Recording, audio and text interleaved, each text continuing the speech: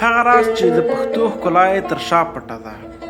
د کتابتون په یو خاموشه کونج کې یو ځوان د کتابونو په منځ کې ناست و.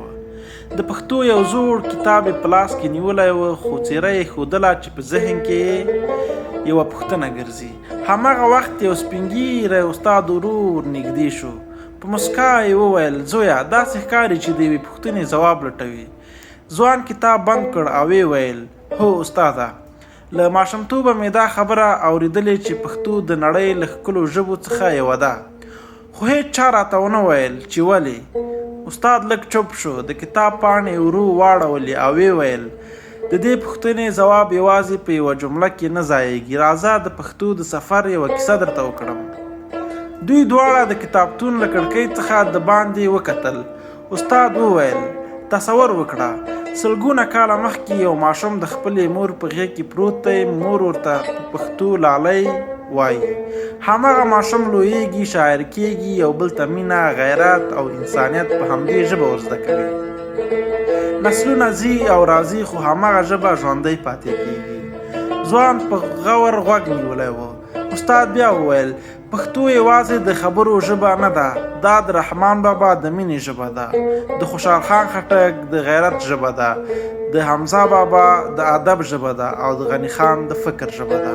ځوان پوښتنه وکړه: نو پښتو ښکلا یوازې په شعرونو کې ده؟ استاد مسکی شو: نه زویه، د پښتو ښکلا په شعر کې هم ده، په متل کې هم ده، په لنډۍ کې هم ده، او د خلکو په ژوند کې هم ده. هغه دوام ورکړ: کله چې یو افغان میلمه کور ته راشي او ورته وویل شي ستړی مه شي، ښه راغلی، دا یوازې د سلام نه دی، دا د احترام او میلمه پالنې کلتور دی. کله چې مور خپل ماشوم ته دعا کوي، کله چې سپین ږیری د کلي شخړه په خبرو حلوي، کله چې شاعر د وطن مینې او انسانیت شعر وایي، همدا ټول د پښتو د ښکلا برخه ده. ځوان ورو وویل: اوس پوه شوم، د ژبې ښکلا یوازې په تلفظ کې نه وي. استاد په خوښۍ سره سر وخوځاوه: بالکل، د هر انسان لپاره خپل مورنۍ ژبه ښکلې ده، او پښتو زموږ لپاره ځکه ځانګړې ده چې زموږ تاریخ، ادب او کلتور او هویت پکې ژوندی دی. ځوان کتاب په مینه وتاړه او ویې ویل: نن زه یوازې د یوې ژبې په اړه نه، بلکې د خپل هویت په اړه ډېر پوه شوم. استاد د کتاب له دروازې د وتلو پر مهال ورو وویل: ژبې هغه وخت ژوندۍ پاتې کېږي چې خلک یې په مینه ووایي، په مینه یې ولیکي او خپلو راتلونکو نسلونو ته یې په امانت وسپاري.